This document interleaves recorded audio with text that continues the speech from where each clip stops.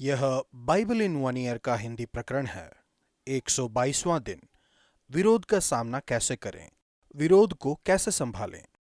मैंने विरोध को कभी आसान नहीं पाया। यह एक संवेदनशील कार्यवाही है।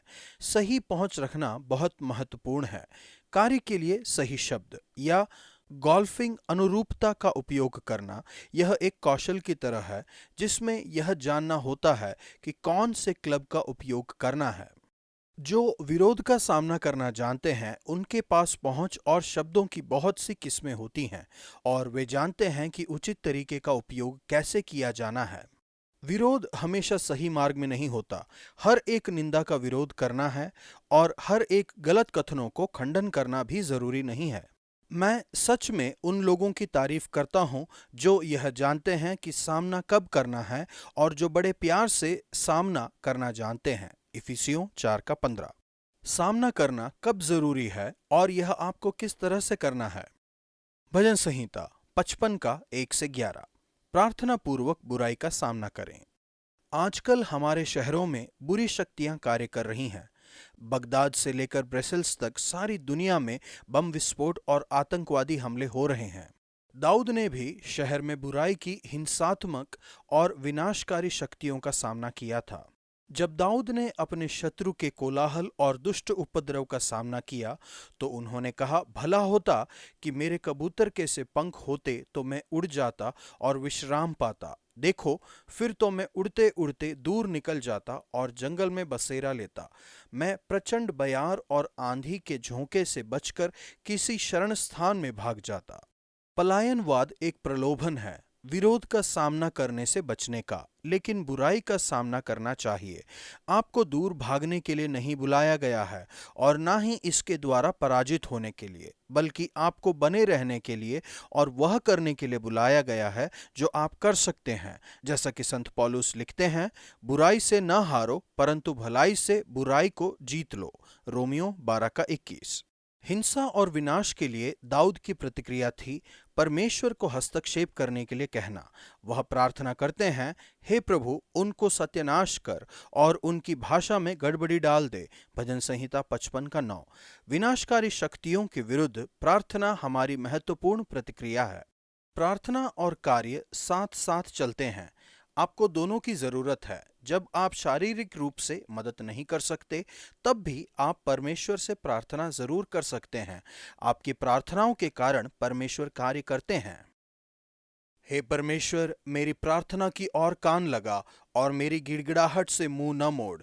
मेरी मदद करिए कि मैं बुराई से न हारूं परंतु भलाई से बुराई को जीत लूं। नया नियम यूहन्ना 3 का 1 से 21। लोगों का सामना प्यार से करें।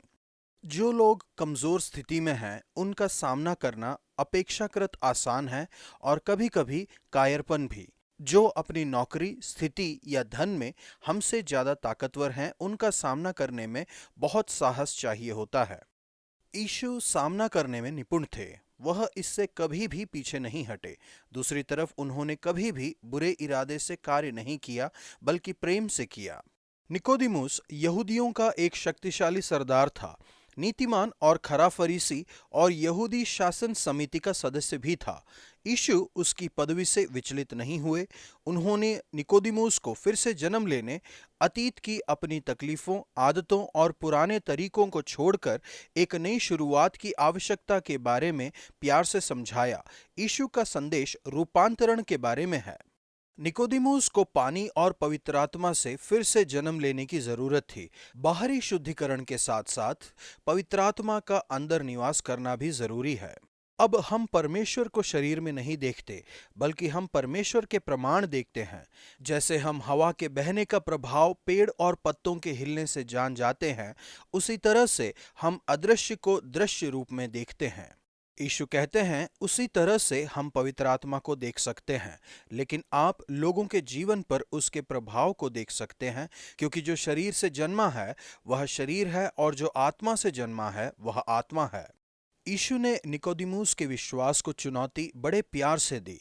जंगल में सांप की तस्वीर का उपयोग करते हुए यीशु ने यह भविष्यवाणी की कि उन्हें क्रूस पर चढ़ाया जाएगा, ताकि जो कोई उन पर विश्वास करे वह अनंत जीवन पाए।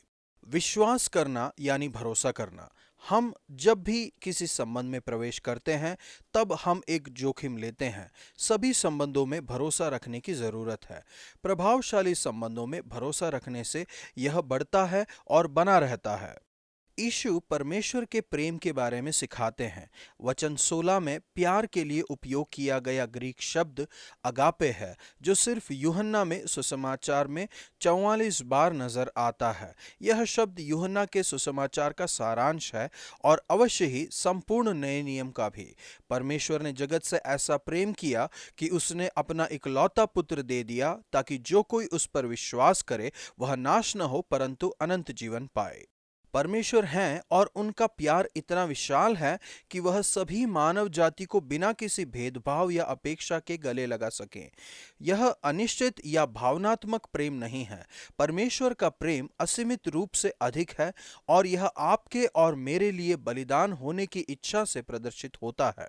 दुनिया में बहुत गड़बड़ी है। लोग अक्सर पूछते हैं, परमेश्वर कुछ करते क्यों नहीं? उत्तर है, उन्होंने कर दिया है। वह स्वयं अपने पुत्र यीशु के रूप में आए, आपके लिए क्रूस पर मरने और फिर से जी उठने के लिए। यीशु दुख उठाने के बारे में समझाते हैं। उन्होंने हमारे लिए दुख उठाया और हमारे साथ साथ भी दुख उठा रहे हैं। विरोध का सामना करने और निंदा करने में बहुत बड़ा फर्क है। यीशु ने लोगों का सामना किया, लेकिन उन्होंने उन पर दोष नहीं लगाया। यीशु आपको दंड देने नहीं, बल्कि आपको दंड से बचाने के लिए आए हैं। यीशु की तरह मुझे और आपको भी दंड की आज्ञा नहीं, बल्कि उद्धार के सुसमाचार का संदेश देना चाहिए।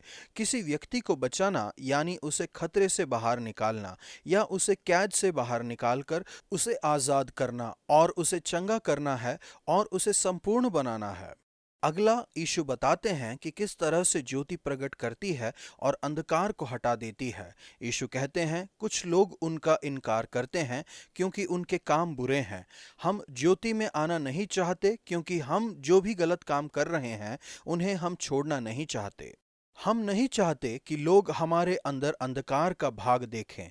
हम अपने अंदर नजर आने वाले अंधकार के सभी कार्य को अच्छे कार्य से पीछे छिपा देते हैं। पाप ज्योति से नफरत करता है। जब हम पाप करते हैं तो हम यीशु की ज्योति से बचना चाहते हैं। हम नहीं चाहते कि हमारे बुरे काम प्रकट हो जाएं, लेकिन यीशु अंधकार को मिटाने आए हैं। हम डर सकते हैं या शर्मिंदा हो सकते हैं। यह हमारे लिए बहुत मुश्किल हो सकता है, लेकिन हमें भी अपने जीवन में अंधकार का सामना करना चाहिए और मसीह की ज्योति में जीने का प्रयास करना चाहिए, जो आपसे प्रेम करते हैं जैसे आप हैं। मार्टिन लूथर किंग ने कहा, अंधकार अंधकार को भगा नहीं सकता, केवल प्रकाश ही ऐसा कर सकता है। नफरत नफरत को नहीं मिटा सकता, केवल प्रेम ही ऐसा कर सकता है। प्रभु यीशु के उदाहरण के लिए आपको धन्यवाद। मुझे प्रकाश में जीने और सच्चाई को प्रेम से कहने का साहस रखने के लिए मेरी मदद कीजिए। पुराना नियम यहोशू 21 का 20 से 22 के 34 तक। विरोध का सामना बुद्धिमानी से करें। यदि लोग एक दूसरे के बारे में कहने के बजाय एक दूसरे के पास जाएं तो कई मतभेद टाले जा सकते हैं। खरी गलतफहमी के परिणाम स्वरूप बाकी के इस्राएलियों ने 2.5 पीढ़ी रूबेनी, गादियों और मनश्शे की आधी पीढ़ी को देखकर सोचा कि वे गलत काम कर रहे थे और परमेश्वर की आज्ञा का पालन नहीं कर रहे थे।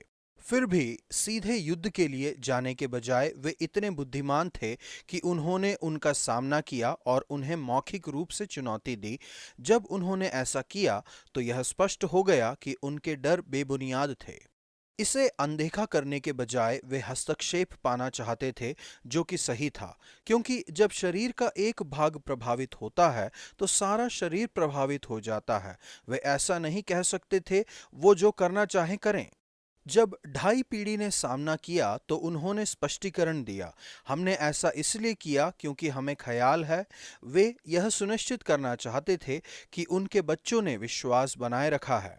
स्पष्टीकरण संतोषजनक था। आज हमने जान लिया है कि तुमने इस मामले में परमेश्वर से विश्वासघात नहीं किया और परमेश्वर की उपस्थिति हमारे साथ है। यह एक अच्छा विचार था जब उन्होंने इस अवसर पर आपस में बातचीत की। बातचीत के बाद उन्होंने कभी भी युद्ध करने की बात नहीं की। अन्य मसीही और अन्य चर्चों के बारे में जल्दबाजी में विपरीत निष्कर्ष निकालने के प्रति सावधान रहें। उनके पीछे शब्दों से उन पर हमला न करें। यदि जरूरत पड़े तो एक बातचीत का आयोजन करें, सामना करें और स्पष्टीकरण सुनें। यदि हम यह सब करें तो ज्यादा से ज्यादा अनावश्यक निर्णयों और बुरा महसूस करने को टाला जा सकता है। इस मामले में जब उन्होंने स्पष्टीकरण सुना तो संशयवादी या मानवद्वेषी बनने के बजाय उन्होंने इसे मान लिया और परमेश्वर की स्तुति की। जब आप लोगों के प्रति गलतियां करें तो अपनी गलतियों को मानने के लिए विनम्र रहें। किसी व्यक्ति को यह मानना कि वे गलत हैं एक बड़ी बात है।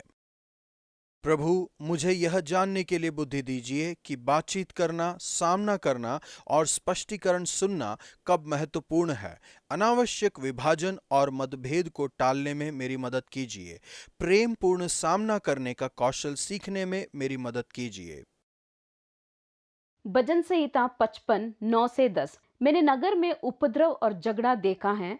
रात दिन वे उसकी शहरपनाह पर चढ़कर चारों ओर घूमते हैं और उसके भीतर दुष्टता और उत्पात होता है। हमारी दुनिया में ऐसा अब भी हो रहा है। आज का वचन, क्योंकि परमेश्वर ने जगत से ऐसा प्रेम रखा कि उसने अपने इकलौता पुत्र दे दिया, ताकि जो कोई उस पर विश्वास करे वह नाश ना हो परंतु अनंत जीवन पाए। यूहन्ना 3 का 16।